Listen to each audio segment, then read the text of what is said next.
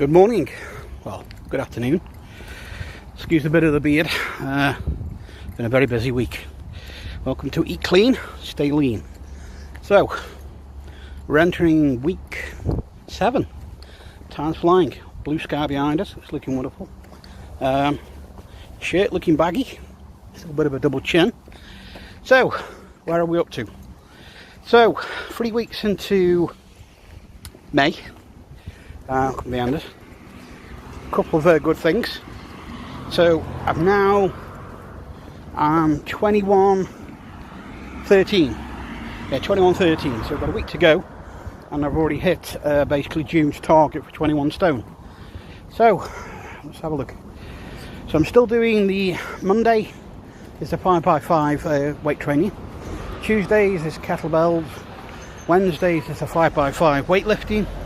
Thursday's kettlebells, Friday's 5x5, and Saturday biggie. And I'm also doing an average of what we call a ramble with my brother now on a Sunday, so I'm very busy. This week though, I will admit to you, I've now stepped up my walking. So when I'm walking home now, I'm walking all the way home, which is over 4 miles. So I do a bit of walk in the morning, I do a walk during my dinner hour, which is 40 minutes. So than that. And also with the 5x5, the weights are getting stronger each week. So I will admit today, I wasn't able to get up and do my kettlebell workout because I was really tired. So obviously I don't want to overdo it. So I've taken some time out. So from doing that, I'm still at work for you. Now what I want to talk about today is what we call intermittent fasting. Don't know if you heard about this. Basically I heard about it and I was like, what the hell is that? Is it some kind of fad? Is it a crazy diet? No, what intermittent fasting is basically is a winter time, is when you have your food and you don't eat. One of the main ones is what they call an 18-14. So basically, for 8 hours during the day, you're allowed to eat, and the rest of the 14 you're not. You're able to have like maybe some water and some green tea, but nothing that you'd have like that's constitute as food. Yeah. So for those basically 14 hours, you don't do anything. So your body gets all its nutrients and everything within those basically 8 hours. Hence, basically, so when you go to bed, you're not basically sleeping on a full stomach. You're not digesting food, because obviously if you're out of rest, you're not burning calories, it turns to fat, which is common sense, isn't it? Do you know what I mean? Right? Way my job as anything else, I couldn't really fit in an 8-hour fast, and you know what I mean? Sorry, eat for 8 hours and fast for 14. It's the way that mine works out.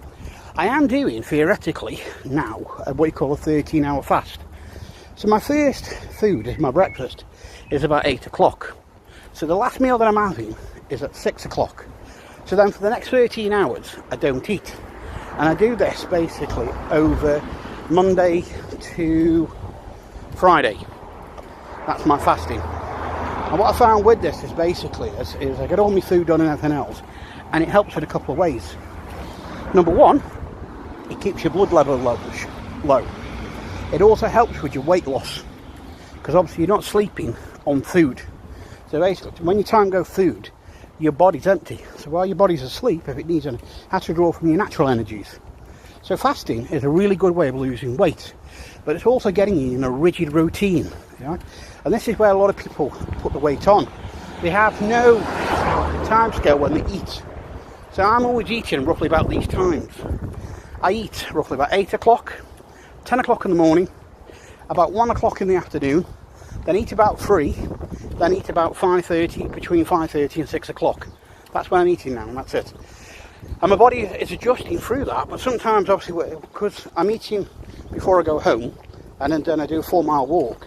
When I get home, yes, I am starving because I've got empty. So that's something I've got to get over. But it's just creating, basically, tapping into the fat cells and burning fat. So intermittent fasting, yeah, I recommend it. And it's not an old proverb. If you think about it, years ago, before fast food came along, yeah, and all this bloody easy food, you know, you could get a burger whenever you wanted. Most people would, last meal would be about 6 o'clock. Right? It's only through this day and age now that we've got mobile phones, late night takeaways and all this.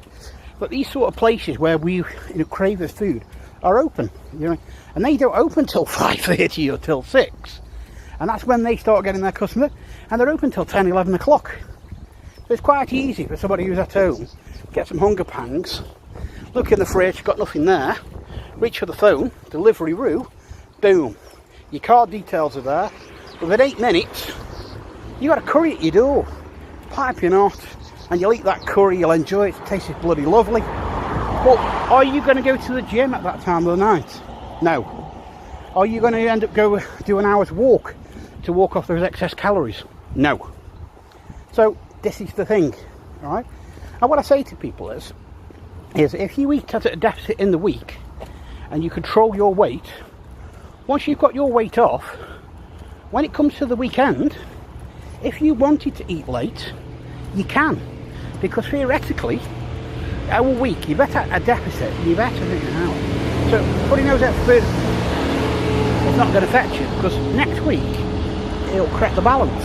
That's the way it is. So if you are want to lose weight, and you want to find an idea of it, these 18, 14 hour fasts, or what's the other one, 10 hour, and then you're fasting for 14, to me it's not always ideal, because not all of us have lives like that.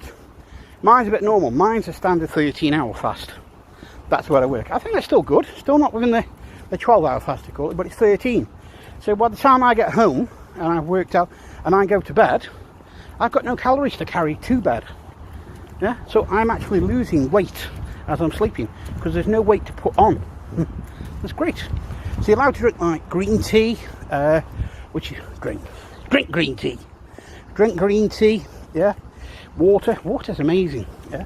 And one of the things I do first thing in the morning, well, before I go to bed, I have a glass of green tea.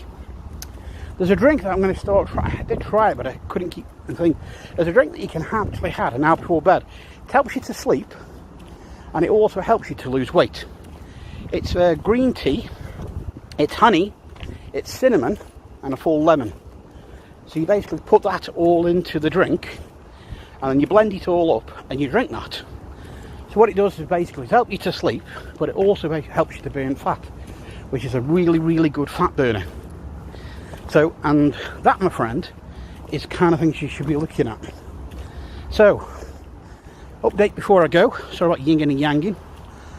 I'm now into intermittent fasting, which is a 13 hour fast, where I basically eat for basically 11 hours, yeah, and I fast for the other 13 hours. That's what I do, yeah. I'm keeping the calories down to 2,000. My macros, which are your building blocks for your protein and fats, or something like this. On average, my protein is 30%, my fats are 30 something, and my protein. I'm drinking 6 glasses of water a day. On a hot weather like this, I will drink more. I'm keeping to 1 coffee a day. And yeah, I am losing weight and I'm feeling good. I will put some videos soon up of me exercising, maybe walking instead of just chatting. But weight loss, it's happening, and it's a slow process. And if you're looking to lose weight, I think summer's a great time, because I can take a walk in the afternoon. I'll be down by the river in a minute. Good 40-minute walk, back to work. I work for 4 hours more, and after work then I walk home, yeah, in the sunshine. You know what I mean? What do you want? This is life O'Reilly, yeah. I just take each month as it comes, and set targets for each month, yeah. This is where you've got to have focused. Remember my plan, PMT, planning, motivation, training, yeah. So you've got a plan. Like I said, I want to lose 8 stone, so it's 8 stone I've got to lose. So each month has got a number, yeah. May was 23, yeah. June was 21, July's 20, August is 19, yeah. So each of those months I'm chasing a number. So by December I should be looking at roughly about 15 stone. That's if off my diet goes to plan and my exercise and everything else rolls in with it, right? Otherwise, you know what I mean? If you don't have a plan, you don't have a goal, you won't get anywhere. And when you achieve that weight that you're looking for, you're then going to yin and back a bit with the weight. And that's the point where then you've got to find out how much calories you need to maintain that weight. If you want to carry on with the exercise and you want to still look good and work out and everything, what you've got to put on. And that's about the maths. But you don't need to worry about that for the time being. All you need to do is this. You need to get a plan. You need to be up every morning. You need to do 60 minutes of activity each day. If that's walking or whatever it is, as long as you're active 6 minutes. You eat at a deficit, yeah? So women should be aiming for roughly about 1,500 calories a day. Men should be aiming about 2,000, yeah? Remember, think about your macros. That's your proteins, yeah?